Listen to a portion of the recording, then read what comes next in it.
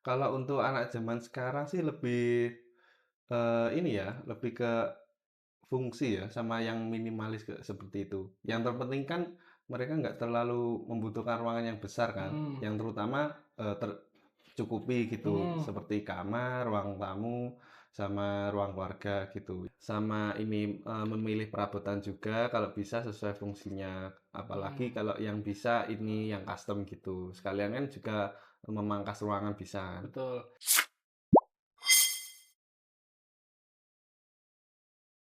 Halo semua, selamat datang di podcast Jaya Property. Hari ini kita akan membahas topik yang lebih menarik dari yang sebelum-sebelumnya, yang pasti disukai oleh banyak penggemar atau pemilik rumah, baik yang dari usia baby boomer sama Gen Z, yaitu tentang interior. Nah, hari ini kita akan membahas seputar eksterior dan desain rumah modern.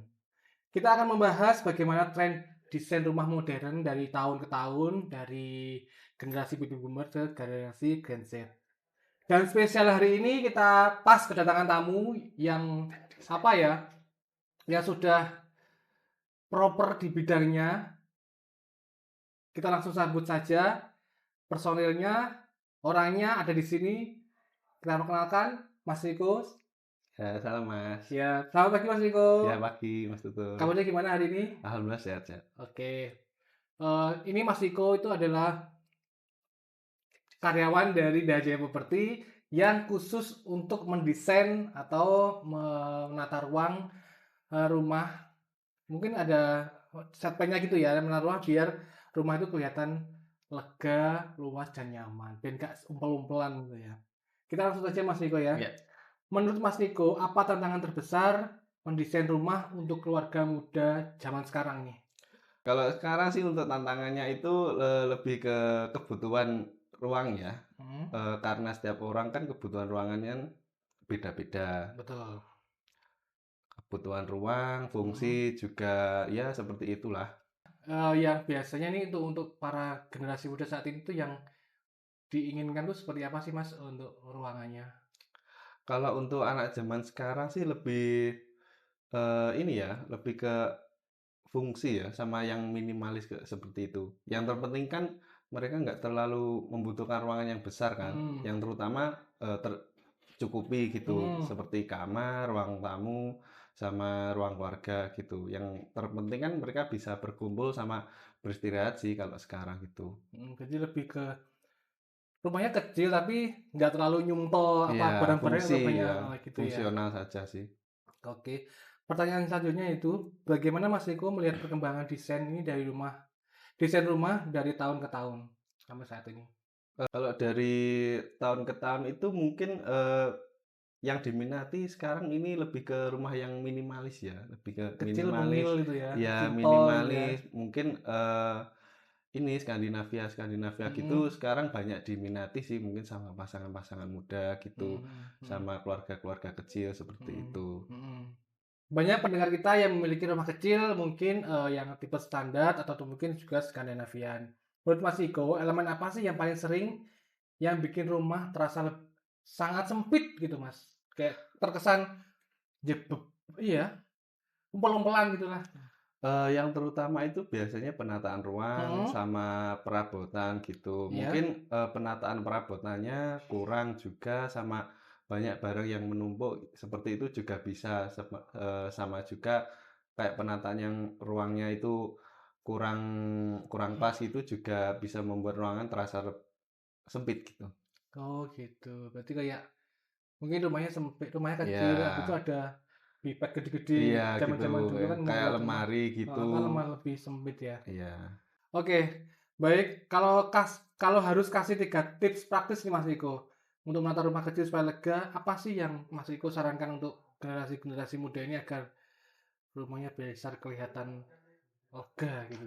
Tips aja, 3 tips aja. Kalau yang terutama itu penataan ruang. Penataan Mhm, ruang itu harus, sesuai sih sama kayak mhm, kamar tidur, itu mhm, harus dibuat lebar standar gitu. mhm, Sama usahakan ruang tamu bisa jadi satu sama ruang keluarga.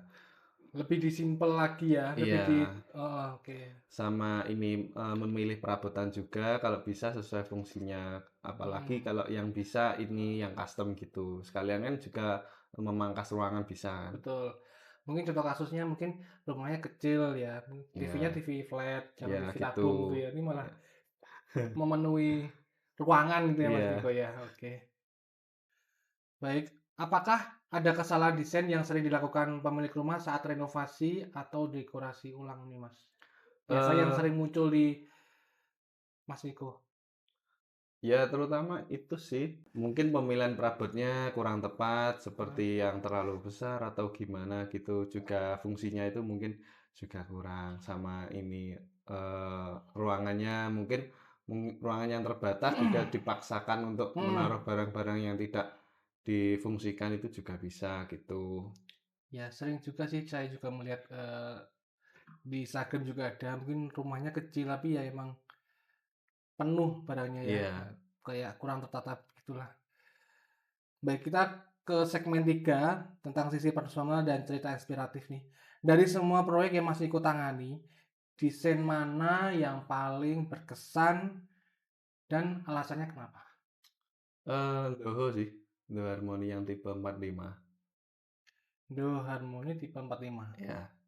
Itu kenapa? Alasannya kenapa? Lebarnya juga nggak terlalu luas, eee, lebarnya cukup sih, cuma Mhm. sama ini untuk modelnya juga lumayan berkesan sih menurut saya. Itu lantai satu 2 Lantai satu. tipe 45. Iya, Tip modelnya kan, seperti American klasik gitu sih, cuma ada heeh. perpaduan sama modern, minimalis juga gitu. Oh, kemudian ini, jika Mas Niko diberi kebebasan mendesain rumah untuk diri sendiri lah, mungkin untuk keluarganya Mas Niko, keluarga yang kecil, konsep seperti apa sih yang Mas Niko pilih untuk keluarga idamannya? Sehingga hari tuanya nanti bisa itu aja maksudnya. Saya lebih suka compact house gitu ya. Apa Iya. itu Komeng House? Ya rumah minimalis yang menggunakan fungsinya juga, lebarnya juga yang nggak terlalu lebar, Mhm, mungkin ya mungkin bisa Mas tutur cari di Instagram atau compact Pinterest house gitu. ya? Iya, Oke. Mungkin saya nanti bisa cari-cari, apa, biar referensi dari Mas iya Niko ini mungkin itu model bisa jadi compact house. referensi juga, Itu compact lagi tren house. di hari ini ya? Atau Ya udah bisa jadi sih, sudah desain lama atau masih desain-desain hangat-hangat gitu? eee, sudah lama sih sebenarnya.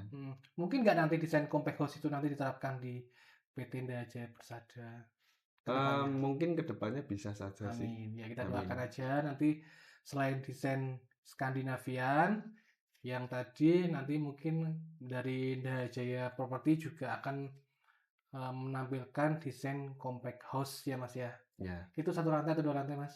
satu lantai sih. Satu lantai. Ya, semoga mudah-mudahan aja lah nanti Daha Property bisa menerapkan desain compact house ini. Baik Mas Niko, terima kasih untuk insight hari ini.